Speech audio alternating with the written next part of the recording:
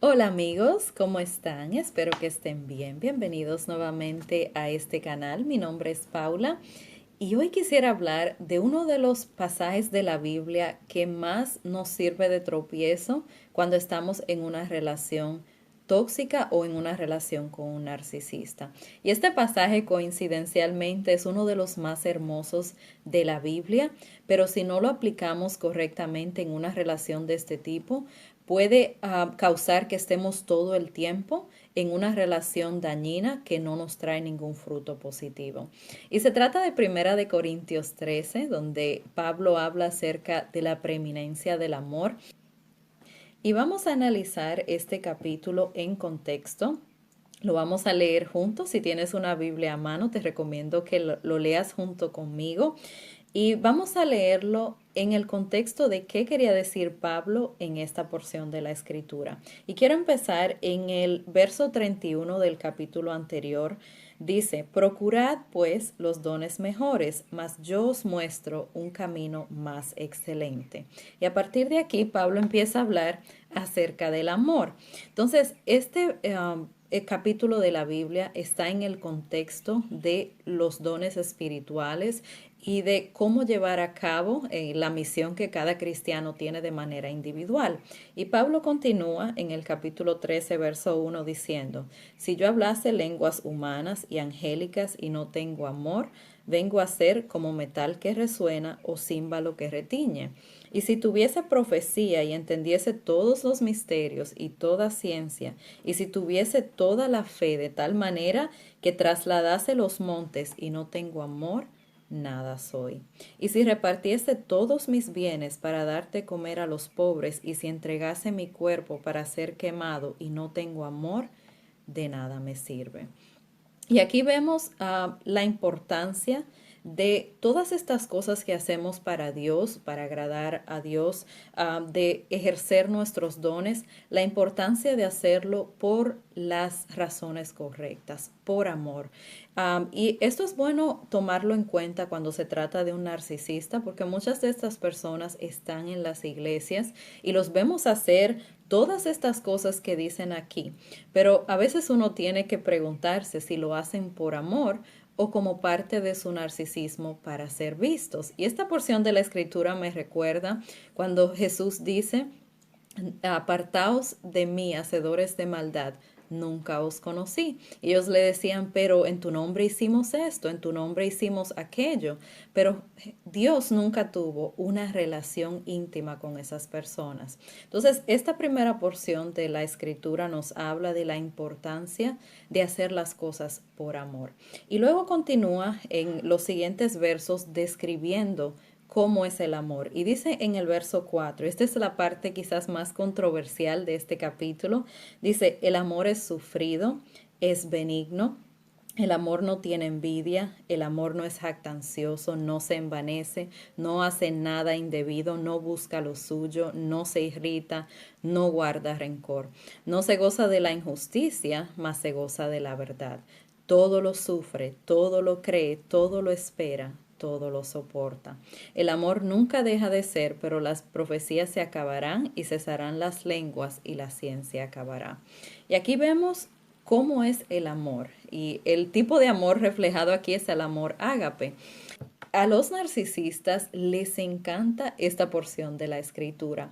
Lo interpretan como una licencia para hacer lo que quieran con los demás y los demás tienen que soportárselo todo, sufrirlo todo, creerles todo lo que nos dicen, esperar ese cambio que nunca llega y seguir soportando todo lo que hacen. Y por lo general la persona empática lee esta porción de la escritura y se lo aplica a sí mismo. Y esa es la forma correcta de leer las escrituras. Pero también el empático que es cristiano suele hacer todas estas cosas y si te examinas a ti mismo en una relación con un narcisista, has sufrido muchísimo, has soportado muchísimo, así que por lo general esta porción de la escritura la estamos cumpliendo. Ahora bien, casi siempre nos enfocamos en si nosotros estamos cumpliendo esta porción de la escritura y no usamos este pasaje para verificar si la relación en la que estamos también la otra persona hace estas cosas, si la otra persona muestra esta clase de amor hacia nosotros. Entonces, esta porción de la escritura es útil para hacernos un chequeo, hacerle un chequeo a las relaciones que tenemos. Entonces, en una relación con un narcisista es muy importante no solo aplicar esto a nosotros mismos, sino verificar si el narcisista cumple con estos criterios. Entonces, ¿es el narcisista sufrido? ¿Es el narcisista benigno? ¿Es la persona narcisista una persona sin envidia, que no es jactancioso, que no se envanece? Y puedo seguir leyéndolo, pero verás que lo que describe aquí es contrario, la naturaleza contraria a la que tiene una persona narcisista. Entonces, es muy importante aprender a interpretar esta porción de la escritura de la manera correcta y no como una licencia que tiene el narcisista para hacernos lo que quiera y salirse con la suya. El verso 7 en particular es muy polémico porque si una persona empática en una relación con un narcisista lo interpreta de manera textual, se va a poner a sí mismo en una situación de mucho daño. Dice que el amor todo lo sufre, todo lo cree, todo lo espera y todo lo soporta. Entonces, ¿significa esta porción de la escritura que todo lo que nos hagan los demás es algo que debemos tolerar o que debemos soportar? Y la respuesta es no. Esta porción de la escritura es una forma de ver cómo debe ser nuestro corazón hacia nuestro prójimo. Recordemos que uno de los mandamientos más importantes es amar a nuestro prójimo como a nosotros mismos. Entonces, esta es una buena guía para saber hacia dónde debe estar inclinado nuestro corazón con respecto a nuestro prójimo. Pero tomar esto de manera textual en una relación tóxica te hace a ti ponerte en una situación que Dios no te ha llamado a estar ahí. Entonces, muchos cristianos confunden el ser mártir en la fe con ser el mártir de un narcisista.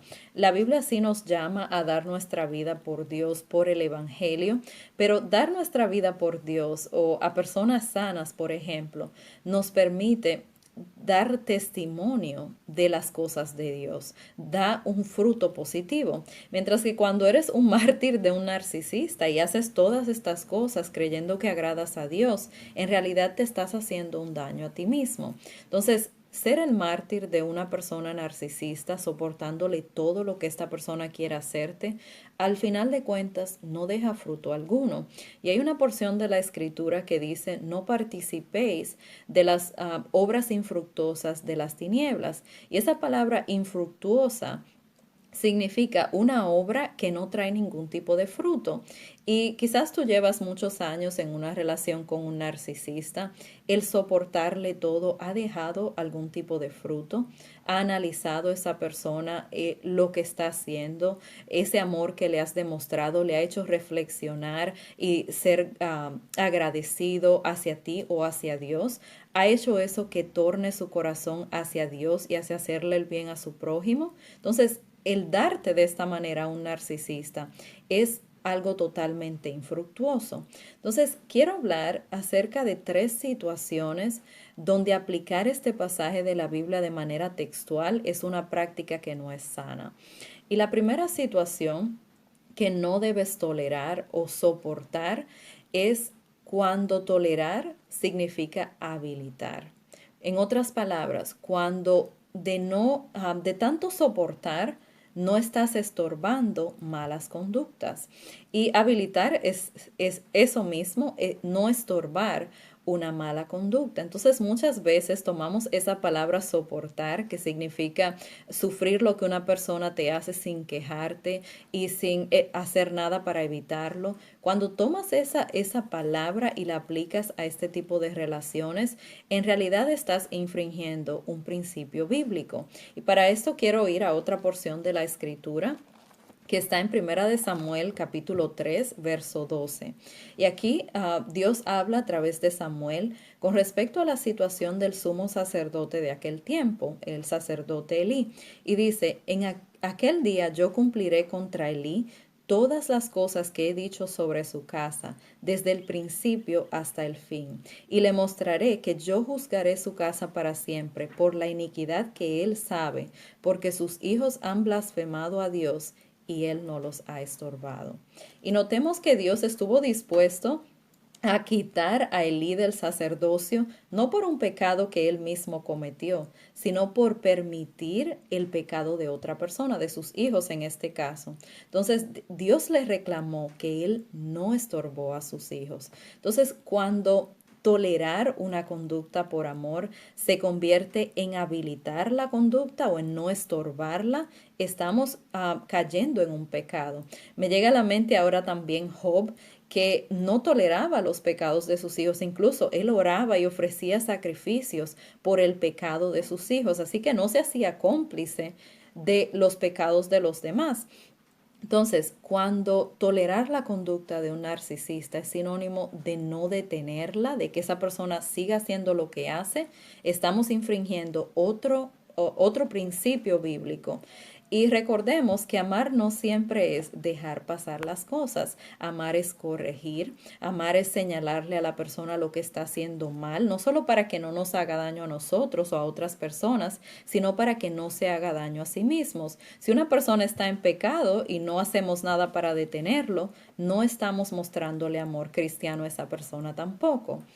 Y esto nos lleva a la segunda situación que no debes tolerar o donde no debes aplicar Primera de Corintios 13 de manera textual, y es cuando tolerar equivale a permitirle a una persona que peque una y otra vez contra ti de manera reiterada. Y para esto vamos a ir a Mateo capítulo 18, versos 15 al 17, donde Jesús habla acerca de qué hacer cuando un hermano o una persona peca contra ti. Y dice en el verso 15, por tanto, si tu hermano peca contra ti, ve y repréndele estando tú y él solos. Si te oyere, has ganado a tu hermano. Mas si no te oyere, toma aún contigo a uno o dos, para que en boca de dos o tres testigos conste toda palabra. Si no los oyere a ellos, dilo a la iglesia. Y si no oyere a la iglesia, tenle por gentil y publicano. Y en esta porción de la Biblia, Jesús no nos aconseja que simplemente le dejemos a esta persona seguir pecando contra nosotros. Nos dice que vayamos a esa persona y le reprendamos, estando esa persona y nosotros solos. Entonces, Dios no nos dice que simplemente dejemos que esta persona nos haga lo que quiera, sino que nos comuniquemos con esa persona e intentemos hacer que esa persona deje de hacer esta mala conducta o deje de comportarse de esta manera. Sigue diciendo que si no nos oye, busquemos testigos, vayamos a la iglesia, y si no oye a nadie, entonces debemos tenerle por gentil y publicano. Entonces, el amor no equivale a mirar para otro lado cuando una persona está haciendo algo malo. Si le amamos, le vamos a llamar la atención.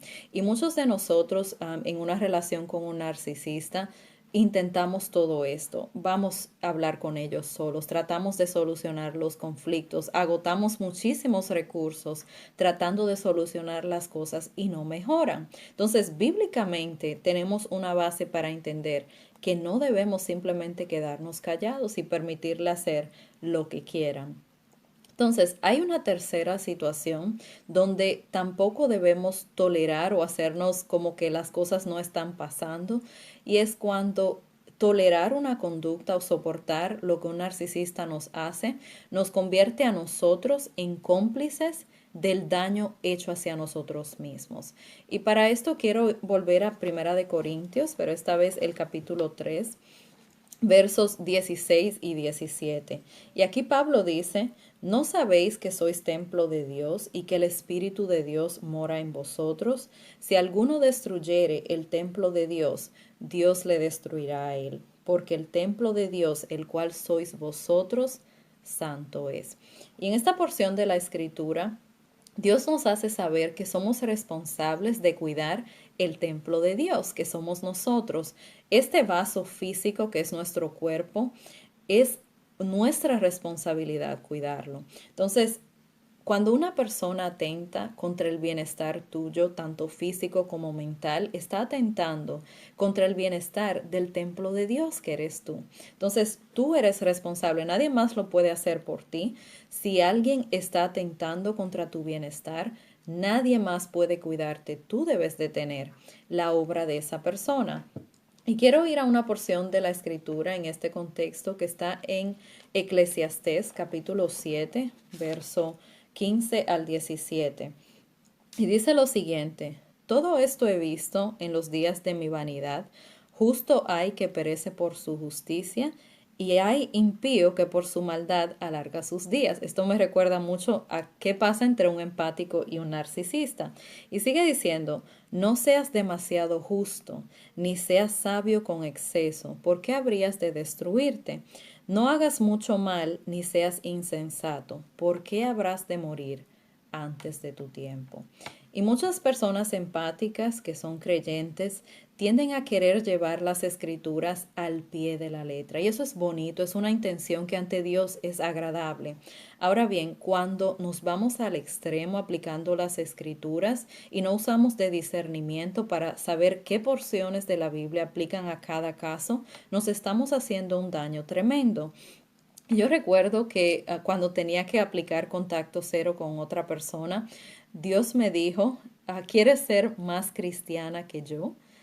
Y fue una palabra personal para mí, pero entendí lo que dice en esta porción de la escritura. A veces querer ser demasiado justo y amar a veces hasta más que Dios es una práctica que nos hace daño. Y dice aquí: ¿por qué habrías de destruirte? ¿Por qué habrás de morir antes de tu tiempo?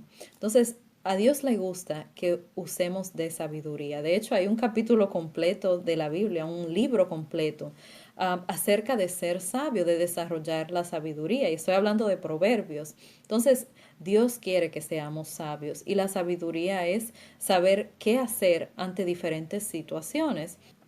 Entonces, no es sabio que apliquemos las mismas escrituras que aplicamos a una relación sana, a una relación tan tóxica como esta. Nosotros como cristianos tenemos el deber de estar leyendo las escrituras y llenándonos de la palabra de Dios para que ante diferentes situaciones sepamos qué hacer. Y lo que aplica en una relación sana, por ejemplo, cuando estás en una relación sana y amas a una persona y esa persona te ama a ti, esa persona va a cumplir y tú también. Lo que dice en Primera de Corintios 13, no te verás a ti mismo en la situación de tener que llevar una carga más pesada en esa relación de la que te corresponde. Entonces, hay que tener cuidado con la manera en que usamos las escrituras en todo contexto, pero sobre todo en este tipo de relaciones. Y quiero volver por último a Primera de Corintios 13, en el verso 8. Dice: el amor nunca deja de ser, pero las profecías se acabarán y cesarán las lenguas y la ciencia acabará. Y muchas personas, sobre todo narcisistas, cuando decidimos ponernos a salvo y distanciarnos de ellos, usan esta porción de la escritura, que el amor nunca deja de ser. Y en realidad, como cristianos, estamos llamados a amar a nuestro prójimo, y los narcisistas no son la excepción. Pero asegúrate de que al amarlos no te estás poniendo a ti mismo en una situación donde le hagas daño al templo del Espíritu Santo, o donde le permitas a esta persona estar pecando constantemente contra ti. Así que ámalos, pero ámalos desde una distancia segura donde no puedan hacerte daño. Así que espero que este video haya sido de ayuda para ti. Si te has preguntado si a un narcisista hay que tolerárselo todo, la respuesta es no. Porque de hacerlo estamos permitiéndole que su alma se pierda, pecando constantemente y continuando en estas conductas que no traen ningún bien para ellos. ¿Significa que estorbarles va a ser algo que cambie las cosas? Probablemente no, porque un narcisista no suele cambiar, pero nosotros estamos en el deber de hacer nuestra parte para estorbar sus malas conductas.